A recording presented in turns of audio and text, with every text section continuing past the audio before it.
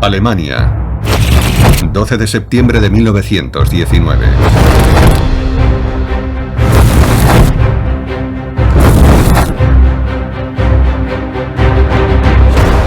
En el restaurante Sternekebrau, en el corazón del casco antiguo de Múnich, un solo hombre está a punto de cambiar la historia. Era básicamente un perdedor. En la profesión que había elegido, la de artista, fracasó. Apenas podía ganarse la vida. No había en él el menor signo de grandeza. Desde hace varios meses, un nuevo movimiento político conocido como el Partido Obrero Alemán ha estado celebrando reuniones regulares en el Salón Liber. Había asistido a una conferencia en la que un profesor defendía la escisión de Baviera del resto de Alemania. Hitler se levantó para rebatir a este profesor y acabó lanzando una arenga. Y cuando dejó de hablar, miró a su alrededor y vio que la gente estaba con la boca abierta. El discurso de aquel desconocido impresionó a Anton Drexler, el fundador del Partido Obrero Alemán, que le invitó a unirse a su organización. Drexler escribiría después a un amigo: un hombrecillo absurdo se ha convertido en el número 7 del partido. 13 años más tarde, el 30 de enero de 1933, ese hombrecillo absurdo sería saludado y aclamado por miles de personas en las abarrotadas calles de Berlín como nuevo canciller de Alemania. Hitler nombrado canciller. Un curioso hombrecillo llamado Hitler ha llegado al poder en Alemania.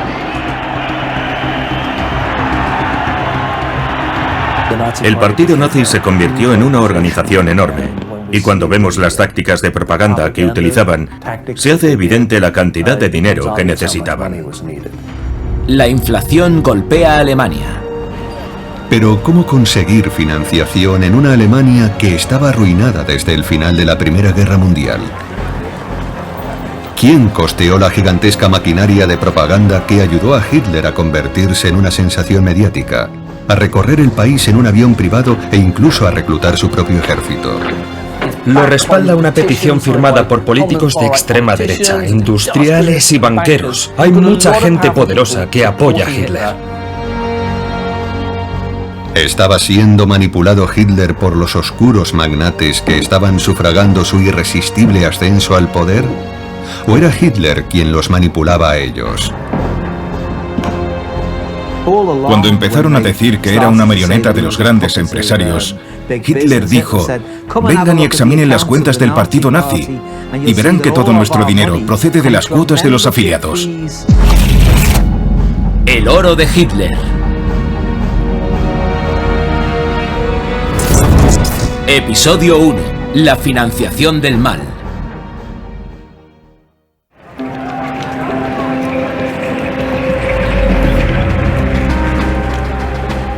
Agosto de 1936, el punto álgido de la gloria y el poder nazi.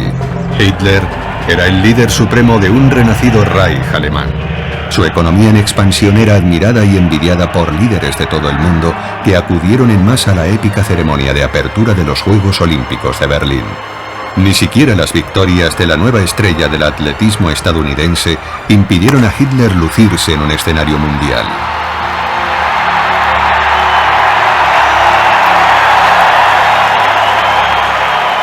Atletas negros brillan en la Olimpiada de Berlín. 15 de noviembre de 1936. El ministro de propaganda de Hitler, Joseph Goebbels, analizaba el ascenso de los nazis desde su caótico intento de dar un golpe de Estado con el abortado putsch de la cervecería en Múnich en 1923. ¡Qué pobres éramos entonces! El Führer cuenta que una vez llegó a pensar en pegarse un tiro porque tenía muchas deudas. Goebbels escribía sobre una época en que la idea de Hitler como Führer de Alemania era absurda. Una época en que quien se iba a convertir en líder supremo de Alemania acababa de cumplir condena por su fallido intento de golpe de Estado y tenía prohibido hablar en público, a la vez que luchaba por la supervivencia de su partido por las deudas. Adolf Hitler puesto en libertad. Este era el tercer duro golpe que sufría Hitler tras perder a su adorada madre por un cáncer de mama cuando solo tenía 18 años. Y después, sufrir la humillación de la derrota a manos de Gran Bretaña, Francia y Estados Unidos en la Primera Guerra Mundial. Por aquel entonces, Hitler era un simple cabo del ejército. Aunque era austríaco de nacimiento, había demostrado su lealtad a Alemania y a sus ideales prusianos en las trincheras. No estaba señalado para la gloria, solo había ganado la Cruz de Hierro. Cuando se alistó en el ejército alemán en la Primera Guerra Mundial, le dieron un rifle, le inculcaron autodisciplina, le enseñaron a matar y cuando volvió de aquella guerra era una persona completamente diferente.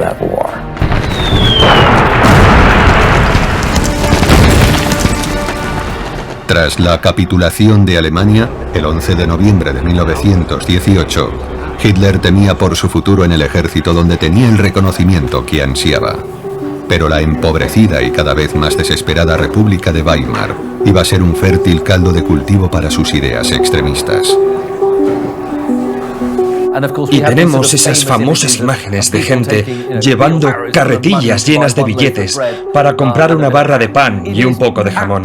Es un caos absoluto. El país está hundido. Y eso crea mucho resentimiento. Y lo que surge en Alemania es un creciente fanatismo político. Lo que tenemos es un país que cada vez es más pobre y más enfervorecido. Es el caldo de cultivo perfecto para un fanático como Adolf Hitler. Durante su servicio militar, Hitler había demostrado que tenía una especial habilidad para hablar en público, que le había servido para expresar abiertamente sus radicales ideas nacionalistas. Y esto era algo que al nuevo ejército alemán, el Reichswehr, resultaba muy útil. Al final de la guerra sería reclutado por la nueva división de educación y propaganda del ejército. Siguió a sueldo del ejército y su trabajo era hablar con los soldados antes de ser desmovilizados para que se mantuvieran fieles a Alemania y al ejército y evitar que apoyaran a los comunistas. Su jefe directo era el capitán Mayr, que no tardó en reparar en su talento. El capitán Karl Mayr era un joven y ambicioso oficial con talento para escoger los agentes más adecuados para cada misión. Estas habilidades le hicieron merecedor del cargo de comandante del Departamento de Educación y Propaganda en Múnich, y así se convirtió en el hombre que, con la ayuda de los fondos secretos del ejército, hizo las primeras contribuciones a las arcas de Hitler.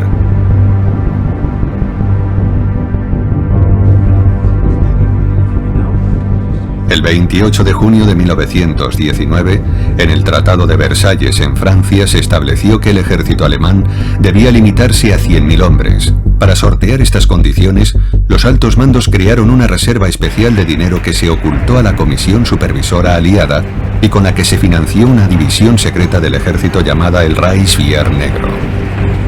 En gran parte estaba compuesto por organizaciones paramilitares nacionalistas formadas por soldados desmovilizados tras la Gran Guerra y conocidas como Freikorps, cuya misión era combatir y contener a los grupos comunistas que se manifestaban en las calles. No hay duda de que estos grupos paramilitares estaban siendo financiados por el ejército, porque el ejército tenía la intención de aplastar el socialismo. En cierto modo, el ejército alemán era como un estado dentro del estado. Era como decir, quien manda aquí somos nosotros. Queremos ser los que decidamos quién gobierna Alemania, y esa era la razón de la intervención del ejército. También utilizaron los fondos ocultos del Reichswehr para infiltrarse en organizaciones políticas emergentes y sabotear las que pudieran representar una amenaza para el ejército o apoyar a las que simpatizasen con sus objetivos, como el Partido Obrero Alemán. Así que envían a Hitler a una reunión de este nuevo Partido Obrero Alemán que dirige Anton Drexler. En realidad se supone que solo va a espiarlos, a recoger información. Y así es como Adolf Hitler fue invitado a unirse al Partido Obrero Alemán, el DAP, que acabaría convirtiéndose en el partido nazi. Karl Mayr confiaba plenamente en su agente y le daba al joven cabo 20 marcos de oro semanales, además de su sueldo, para que contribuyera a la expansión del nuevo partido. La inversión de Mayr dio sus frutos. Pocas semanas después, Hitler daba su primer discurso público el 16 de octubre de 1919 ante un público de 111 personas. El 20 de febrero del año siguiente, más de 2.000 personas asistirían a la presentación del programa de 25 puntos del partido en la cervecería Hofbrauhaus de Múnich. Hitler no tardó en cautivar a un público desesperado por encontrar a alguien que le señalara una nueva dirección. El 9 de julio de 1921, Hitler fue elegido líder del ya rebautizado Partido Nacional Socialista Obrero Alemán, y su rápido ascenso no pasó desapercibido a los primeros benefactores potenciales del partido.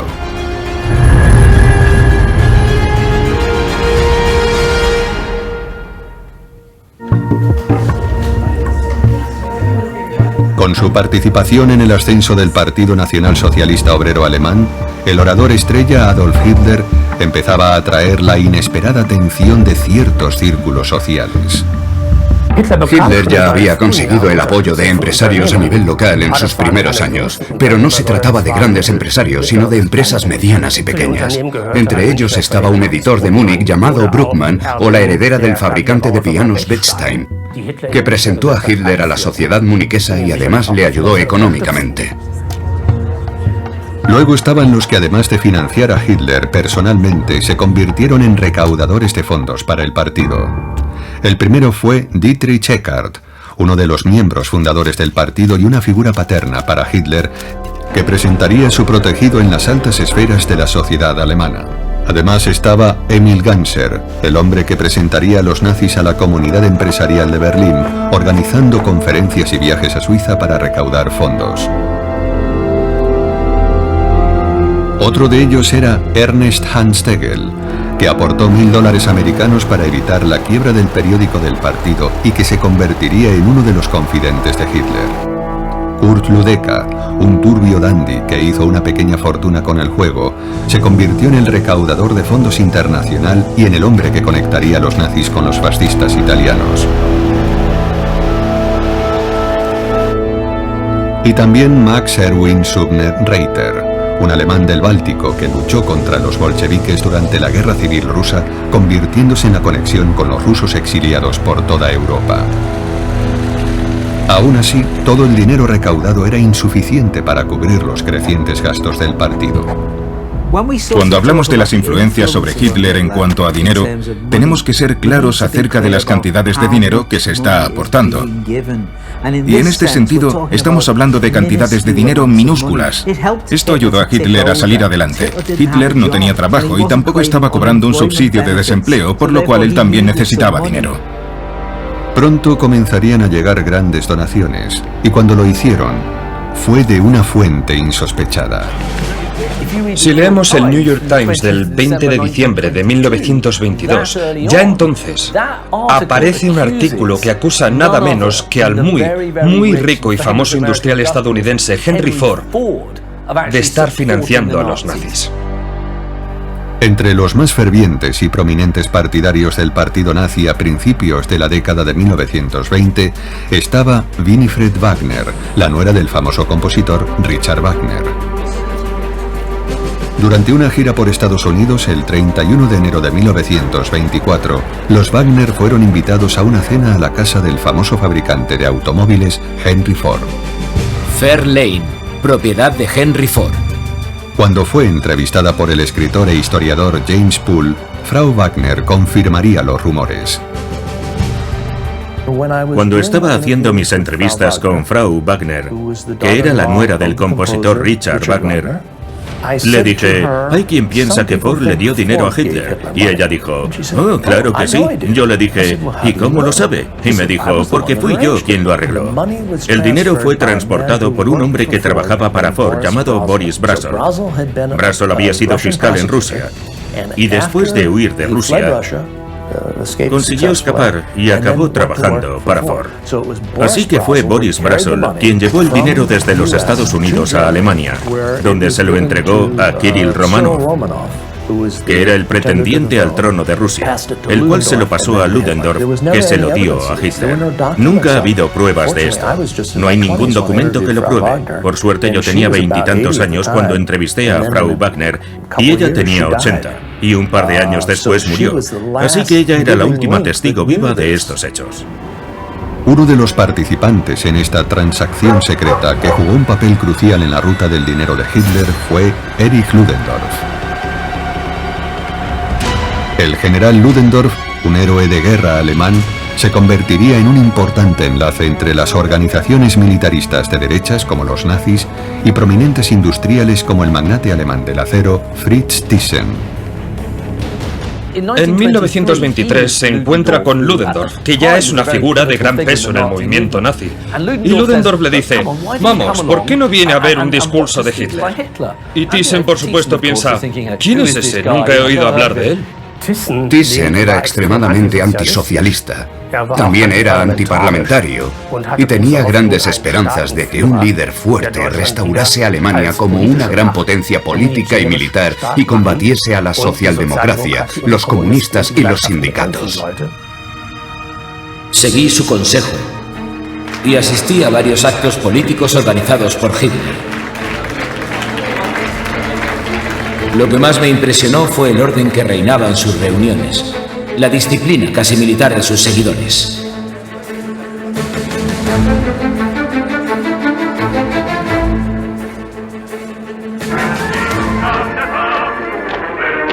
La disciplina militar de los actos públicos de Hitler era responsabilidad de las SA, el ala paramilitar del partido que no solo se encargaba de la seguridad en los mítines, sino que era enviada a ciudades alemanas para provocar disturbios que luego ellos mismos reprimían brutalmente.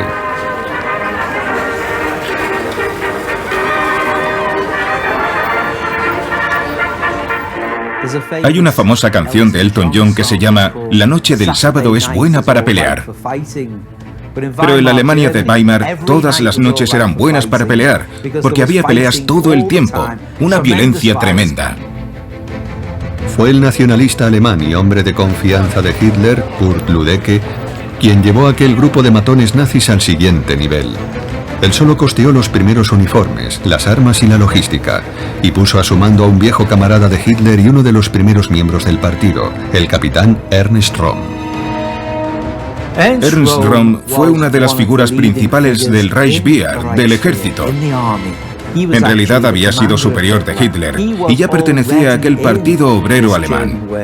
No sabemos si estaba en el partido como infiltrado, pero todo parece indicar que ese era el caso. Röhm era bueno para los negocios y después del final de la Gran Guerra había amasado una gran fortuna con el contrabando de armas a los Freikorps. Todos sus negocios eran ilegales y extraoficiales. Su eficacia en el comercio ilegal de armamento ante las narices de las autoridades la hizo ganarse el respeto del Reichswehr negro, lo que a su vez le permitió reclutar a militares experimentados para la causa nazi.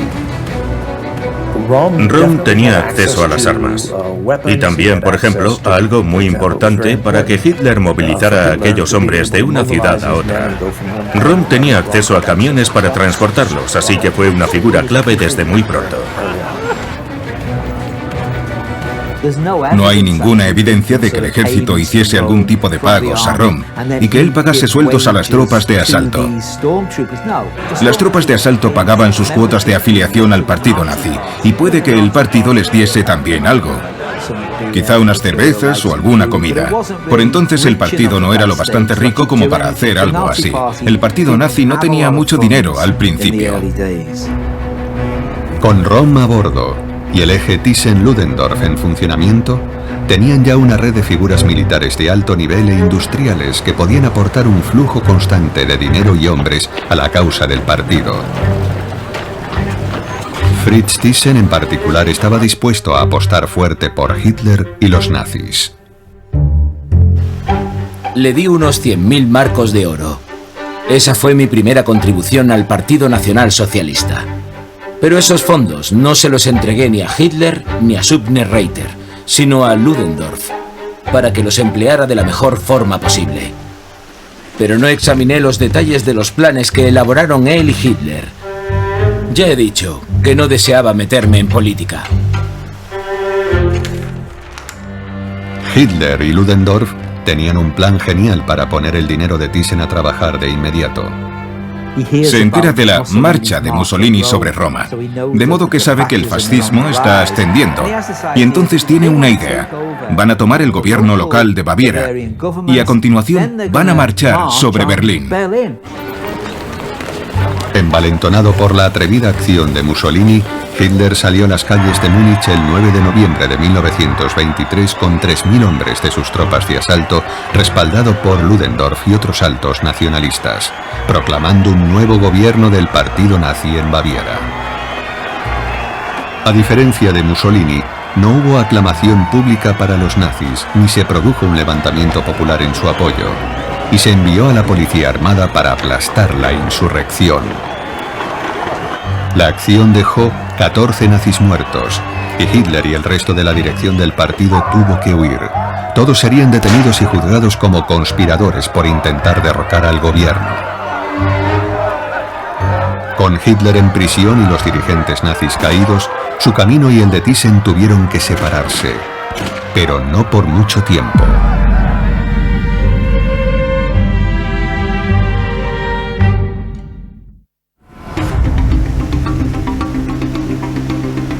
Tras cumplir su condena en la prisión de Landsberg, el 20 de diciembre de 1924, Hitler sabe lo que tiene que hacer para encauzar su futuro. Hitler decide que va a dejar de intentar derrocar al gobierno, porque se da cuenta de que va a ser imposible si el ejército no lo apoya. Va a ser inútil intentar conseguirlo mediante una insurrección civil y cambia de táctica. Decide que va a seguir la vía legal para tomar el poder. Tiene que crear un partido político de verdad, con cuotas de afiliación y organización. Va a presentarse a elecciones. Va a necesitar dinero y va a intentar ganar en las urnas y llegar al poder legalmente. Y esto es importante, porque ha renunciado a ser un luchador callejero y un revolucionario para convertirse en un manipulador. Ahora su objetivo era desarrollar el partido nazi, y fue muy hábil al seleccionar a buenos hombres de negocios como sus aliados. Max Hammann, por ejemplo, fue una figura clave para esto. Max Hammann había sido gerente de banco y también sargento mayor durante la guerra. Hitler eligió gente en la que sabía que podía confiar. Max Hammann no podía ser más adecuado como gerente del partido, ya que era lo contrario de Hitler. Era muy organizado, trabajador y gracias a su experiencia como banquero podía conseguir créditos en condiciones ventajosas. También llevaba la dirección de la prensa de propaganda nazi. Hitler pensaba en el contenido y Hammann se encargaba de las ventas y la distribución, y así se le ocurrió una nueva idea. Aunque el llamado putsch de la cervecería fue en realidad una farsa sangrienta, en manos de Hammann iba a ser mitificado como un acto de autosacrificio de Hitler y los nazis. Y lo que hace de ellos unos políticos tan asombrosos es que van a convertir aquel desastre en una especie de momento crucial, de triunfo, un momento clave en el establecimiento de esta nueva religión política. Y así, cuando Hitler sale de la cárcel, parece que se ha convertido en una especie de figura mesiánica. Está sufriendo por sus ideas políticas. Él, en solitario, se presta al sacrificio. Para los nazis no existía la mala publicidad, y Hammann confiaba en que podrían capitalizar este impulso, por lo que animó a Hitler a trabajar en su autobiografía mientras cumplía condena. El libro se publicaría el 18 de julio de 1925 con el título Mein Kampf, mi lucha. Hitler esperaba que se convirtiera en el manifiesto político del nuevo rumbo que tomaba el partido. Hammann pensaba en los beneficios. Aunque su impacto inicial fue decepcionante, con el tiempo el libro reportaría millones a Hitler. En realidad, Mein Kampf no se vende muy bien en un principio. Creo que vende unos 10.000 ejemplares entre los años 25 y 27. No es un bestseller propiamente dicho. La tibia reacción a Mein Kampf suponía un problema para Hitler. Con la prohibición del partido nazi todavía en vigor, ¿cómo iba a hacer llegar su mensaje al pueblo alemán? En febrero de 1925 el gobierno bávaro accedió a levantar la prohibición del partido nazi bajo ciertas condiciones. Condiciones que Hitler, dejándose llevar por su entusiasmo, rompió en 24 horas en su primer discurso público. La interdicción se restableció inmediatamente por otros 2 años. Fue un periodo muy difícil para él. Cuando sale de la cárcel, la recuperación alemana ha comenzado. La moneda se ha estabilizado y la economía va bastante bien. En consecuencia, un partido como el de Hitler no atrae a mucha gente. Dado que Hitler tenía prohibido hablar en público, recurría a reuniones secretas celebradas en pequeñas salas a puerta cerrada con empresarios cuidadosamente seleccionados. Pero esta táctica no obtuvo resultados al principio. Las grandes empresas no quieren asociaciones con lo que les dé mala publicidad. Así que los grandes empresarios del periodo de Weimar apoyaban a los partidos tradicionales. No al Partido Socialista, sino a los partidos liberales, a los conservadores. ¿Por qué iban a querer relacionarse con el partido nazi? No eran más que un grupo de gente marginal en las calles. Una empresa respetable no habría querido ni acercarse a él. Pero en la primavera de 1927, en Essen, había en una de sus conferencias secretas un hombre que tras escuchar a Hitler decidió tomarlo en serio. Era el octogenario Emil Kirdorf. Emil Kirdorf era uno de los magnates más famosos de la minería alemana, uno de los líderes del sector. Kirdorf era un monárquico acérrimo, antirrepublicano y antidemócrata. Kirdorf y Hitler se reunieron por primera vez el 4 de julio de 1927 en la mansión Bruckmann en Múnich. El barón de las chimeneas, como se conocía a Kirdorf, estaba impresionado por las ideas de Hitler y tenía curiosidad por saber más de él. La lógica inexorable y la clara concisión de sus argumentaciones provocaron mi entusiasmo, y le pedí que escribiera un folleto sobre los temas que había tratado conmigo. Hitler hizo lo que Kirdorf le pidió y escribió un opúsculo titulado El Camino del Resurgimiento. Como parte de su contenido, no se consideró apropiado para los miembros del partido de las clases más bajas. Se mantuvo como una publicación secreta que solo se distribuía a unos pocos privilegiados. Kirdorf, que se afilió al partido en agosto de aquel mismo año, entregaba personalmente el folleto a sus socios y clientes más cercanos.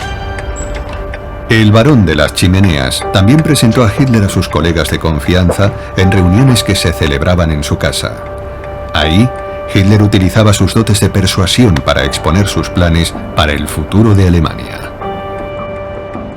Hitler era un advenedizo para los miembros de la élite alemana, alguien que ni siquiera tenía un título escolar. Al principio veían a Hitler como un arribista político, pero fue capaz de impresionarlos con sus conocimientos sobre el estado de la economía alemana.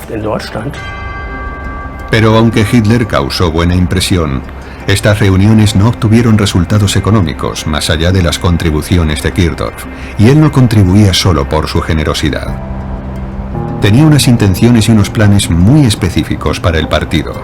Estaba empezando a infiltrar a su propia gente en el partido e intentaba llevar a los nazis en una dirección más procapitalista y proempresarial. Pero la facción obrera del partido, liderada por Gregor Strasser, no estaba dispuesta a consentir ese rumbo. Acostumbrado a que siempre se cumpliesen sus deseos, el 12 de agosto de 1928, Emil Kirdorf escribió su carta de renuncia. El partido nazi había perdido a su principal benefactor. Sin embargo, su situación estaba a punto de mejorar. En 1928, el partido nazi obtiene alrededor del 2,8% de los votos. Así que la estrategia de llegar al poder de forma pacífica no está funcionando bien. Pero en 1930 su porcentaje sube a cerca del 12%. Unos 6 millones de personas votan a los nazis. Por tanto, algo sucede entre 1928 y 1930. Se hunde la bolsa. Lo que sucede es un colapso económico mundial. El 29 de octubre de 1929 las bolsas estadounidenses se desploman y comienza la Gran Depresión.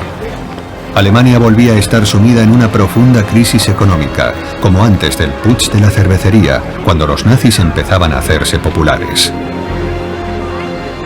Había un creciente temor entre los agricultores, los artesanos y los minoristas de perder su medio de vida. Esto reforzó las reservas y los resentimientos hacia la República Democrática. Debido a la difícil situación, el gobierno del Reich tampoco pudo luchar contra la crisis. Por el contrario, llegó a aceptarla para forzar una reducción y la supresión de las reparaciones. Hitler fue sin duda entre todos los políticos alemanes el mayor beneficiario de esta gran crisis económica. El miedo y el malestar social ante la recesión económica fueron el combustible perfecto para el partido nazi. Cuando se presentó la oportunidad de comprar el desocupado Palacio Barlow de Múnich, Hitler lo vio como el lugar ideal para la nueva sede del partido. Pero una vez más, el problema era el dinero. Hitler acude a Kirchhoff de nuevo para pedirle dinero, pero este tiene problemas económicos. Entonces Kirchhoff se lo pasa a Thyssen. Kirchhoff organiza una reunión entre Fritz Thyssen y Rudolf Hess a finales de 1928, pero Thyssen no está dispuesto a regalar su dinero y opta por facilitarles un gran préstamo a través de un banco holandés. Thyssen estaba respaldando una vez más a Hitler. Se convierte muy rápidamente en uno de los grandes benefactores del partido nazi. E incluso lo admite en su autobiografía. La titula Yo pagué a Hitler. Y en ella afirma que donó más de 1 millón de marcos al movimiento nazi. Así que el dinero de Thyssen es realmente importante. En 1929, ante la incapacidad de Alemania para pagar sus préstamos, los aliados reorganizan el sistema con lo que se conocería como el Plan Young. Aunque el nuevo plan reducía la deuda, iba a suponer una carga aún más pesada para el país, y muchos en el sector empresarial se oponían a él. Thyssen era uno de ellos, así que decidió unirse a los nazis junto a un viejo aliado político, el líder del Partido Nacional del Pueblo Alemán, Alfred Hugenberg. Hugenberg era un hombre muy rico, un magnate de los medios de comunicación. Era dueño de cines y periódicos en toda Alemania, y era realmente el líder de la derecha nacionalista. Thyssen y Hugenberg ya habían reunido a la mayor organización paramilitar de derechas del país, el llamado Casco de Acero, y a la Liga Panalemana en una coalición para combatir el Plan Young. Pero les faltaba el apoyo de la clase obrera que Hitler y los nazis podían aportar. La alianza con los nazis les permitió crear una coalición más amplia contra el Plan Young, y a Hitler le aportaba lo que más necesitaba: estabilidad económica. Seguiremos adelante con nuestra propaganda a expensas de los otros. Al menos vamos a tener acceso a los fondos que hasta ahora estaban reservados para los nacionalistas alemanes. El 9 de julio de 1929, Hitler y los nazis se unieron al comité que apoyaba una nueva ley, la Ley contra la Esclavización del Pueblo Alemán, concebida para socavar y destruir el Plan Young. La Ley de la Libertad no solo exigía el rechazo del Plan Young, sino la cancelación inmediata de todas las reparaciones de guerra. Esta ley iba a ser sometida al voto popular en un referéndum nacional que se celebraría el 22 de diciembre del mismo año. De repente, Hitler está en todos los noticiarios y en todos los cines de Hugenberg, y se produce un cambio radical. Aunque al final la ley de la libertad no se aprobaría, los nazis tenían mucho que celebrar. Su fama, su afiliación y sus fondos habían crecido como nunca hasta entonces. Cuanto más empeoraban las cosas por la Gran Depresión, mejor era para los nazis. Cuando en septiembre de 1930 el gobierno disuelve el Reichstag debido a la crisis económica y se convocan nuevas elecciones, los nazis se convierten en la segunda fuerza política con 107 escaños. Y es en ese periodo cuando empieza a calar el mensaje de Hitler: yo soy el Salvador. Y no solo cala en las ciudades, sino también en las zonas rurales, porque las zonas rurales están sufriendo aún más esta depresión.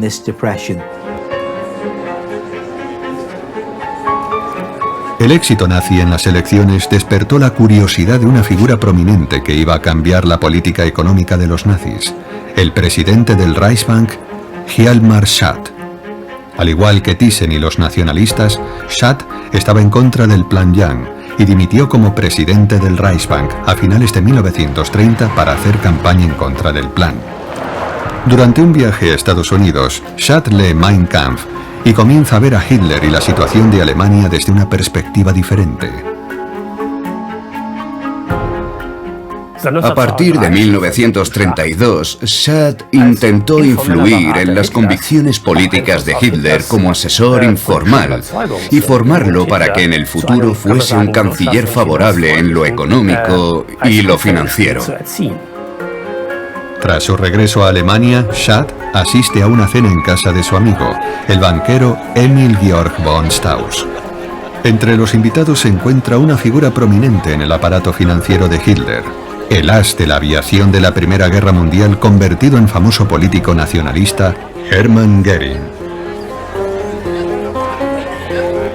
En 1923, Goering había sido representante de empresas de aviación, especialmente en Suecia. Goering también tenía buenas relaciones en los círculos empresariales debido a su origen social y era considerado como un aliado y un hombre razonable. Goering, el gran as de la aviación, era una figura célebre y junto a su aristocrática esposa, Karin, eran miembros de la alta sociedad que podían moverse en círculos aún cerrados para Hitler. Iba a ser una pieza esencial para atraer a las grandes empresas. El 5 de enero de 1931, los Goering celebraron una cena de Nochevieja en su casa. Entre los invitados estaban Thyssen, Adolf Hitler y Hjalmar Schacht. Para Hitler era la oportunidad ideal de impresionarlos, y no decepcionó. Todo lo que decía lo afirmaba como verdades incontrovertibles. Sin embargo, sus ideas no eran descabelladas. Con un exdirector del Reichsbank, uno de los principales industriales del país y un héroe de guerra en su bando, Hitler empieza a ver el camino despejado.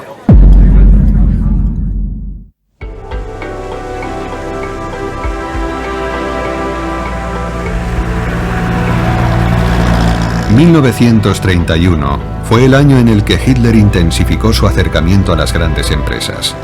Empieza a recorrer el país deteniéndose donde podía dar conferencias públicas, recepciones y cenas, tratando de forjar nuevas alianzas y obtener nuevas donaciones para el partido. A Hitler se le presenta una gran ocasión cuando Fritz Thyssen le organiza una conferencia en el Club Industrial de Düsseldorf. Allí era donde estaban todos los grandes industriales. Ahora Hitler tiene la oportunidad de hablar con los hombres más ricos de Alemania y necesita dinero. El 27 de enero de 1932, Thyssen presentaría a Adolf Hitler a algunos de los hombres más ricos de Alemania. Sin duda, muchos de los invitados hicieron generosas donaciones, pero algunos de ellos se unieron al partido en los días siguientes y su apoyo aumentó con el tiempo. En 1932 al partido nazi le va mucho mejor en lo económico. Se ha expandido, se ha consolidado y sus problemas financieros están en vías de resolverse. Es mucha responsabilidad. Emplea a miles de personas. En cada distrito había como mínimo 1000 personas trabajando para el partido nazi. Es mucha gente a la que hay que mantener, pero el partido necesita seguir creciendo. En 1932, Adolf Hitler decide dar el paso más ambicioso hasta entonces, presentarse a las elecciones presidenciales alemanas. Y cuando ve que solo podrá hacer campaña durante 7 días en la segunda vuelta, realiza una audaz idea para llegar al mayor número de personas en tan poco tiempo: volar.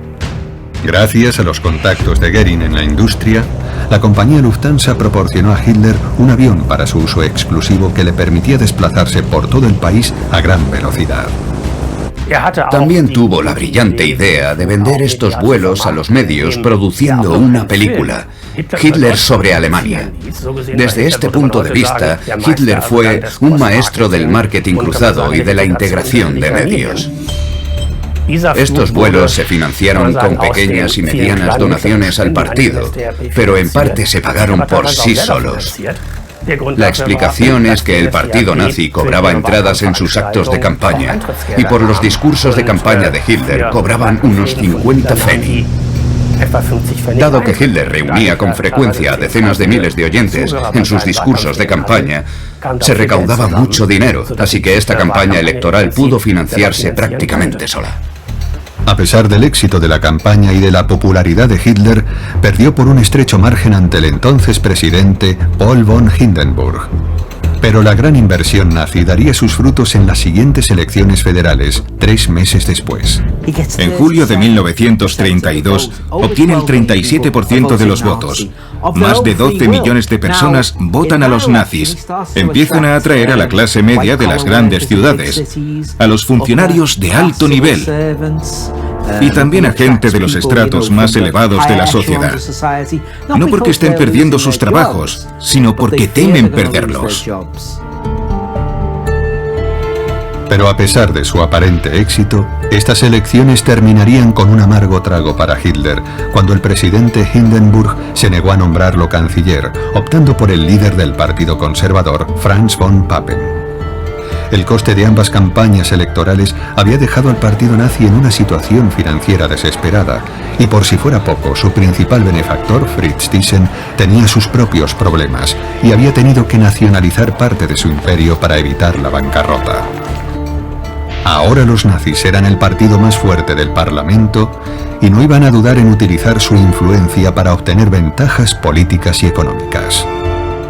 Algo que se le daba muy bien a Hitler era sacar dinero a la gente. Así que en muchos sentidos es como un grupo mafioso. Ya sabe, danos el dinero. Y si no lo haces, bueno, puede que te pase algo malo. Es entonces cuando una de las mayores empresas de Alemania se incorpora al aparato financiero de Hitler, el gigante químico IG Farben. Fundado en 1925 como un conglomerado de 6 grandes empresas químicas, iba a convertirse en una de las mayores corporaciones de Europa. Pero tenían un problema.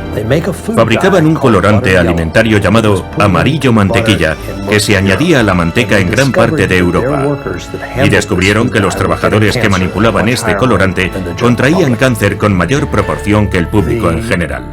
El escándalo estaba a punto de estallar en el Reichstag, así que fueron a los nazis y les dijeron: si sois capaces de enterrar esto, nuestro dinero fluirá hacia el partido.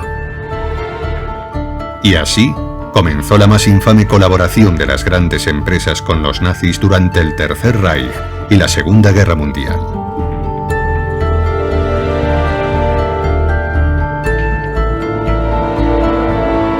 Estamos hablando de una empresa que se involucra a fondo con el régimen de Hitler. De hecho, ayuda a financiar el campo de Auschwitz-Birkenau. Es una especie de proyecto conjunto entre el Estado y la empresa privada, en el que colaboran las SS y la IG Farben. Es una empresa a la que se puede llamar cómplice. Con el respaldo de IG Farben, los nazis se sirven de su peso en el Reichstag para derrocar al gobierno de von Papen con una moción de censura. Se convocan nuevas elecciones, y Hitler y los nazis vuelven a ser los ganadores, aunque con una mayoría marginalmente reducida. Es entonces cuando Fritz Thyssen y Hjalmar Schacht realizan su maniobra, presionan al presidente Paul von Hindenburg para que nombre canciller a Hitler. Para ello redactan una carta, la petición de los industriales. A esta petición se adherieron muchos menos empresarios de los que esperaban sus promotores, Fritz Thyssen y Hjalmar Schacht. En aquel momento, la mayoría de la élite económica alemana se resistía a apostar por Hitler como canciller, ya que todavía no sabían qué pensar de él, ni si utilizaría el poder de forma responsable. El viejo presidente se negó de nuevo obstinadamente a nombrar canciller a Hitler. Aunque había ganado las elecciones, Hitler estaba en peor situación que antes. Para recuperar la iniciativa política necesitaba un milagro. Y el santo que iba a realizar ese milagro no era otro que el ex canciller von Papen, a quien los nazis habían contribuido a derrocar el verano anterior. Von Papen buscaba desesperadamente cómo volver al poder y pensó que podía convencer a Hitler para que aceptara la vicecancillería del Estado con él mismo como canciller. Pero Hitler estaba esperando recibir la oferta y le respondió a von Papen que solo aceptaría el trato si él, Hitler, era nombrado canciller y von Papen vicecanciller. Von Papen, pensando ingenuamente que con la ayuda de von Hindenburg podría controlar a Hitler y a los nazis, cometió el error de aceptar. Hitler dijo: si no soy yo el canciller, seguiré en la oposición. Tanto Franz von Papen como el presidente del Partido Nacional Alemán, Alfred Hugenberg, decidieron aceptar las condiciones que ponía Hitler. Y ya sabemos que ese fue el gran error. Después de 13 años luchando económicamente para mantener su partido a flote, el ascenso de Hitler al poder se logró con algo que no se habría podido comprar con todo el dinero del mundo: la ingenuidad de von Papen. Pocos días después, von Papen se reunía con el presidente Hindenburg para exponerle la propuesta. Le dice a Hindenburg: mire, en 6 meses lo tendremos acobardado en un rincón como un ratón. Y entonces Hindenburg le dice: está bien, lo aceptaré, y que Dios me ayude si me he equivocado. Hacía bien en encomendarse a Dios. Su único consuelo fue que no vivió para ver la catástrofe que había desatado.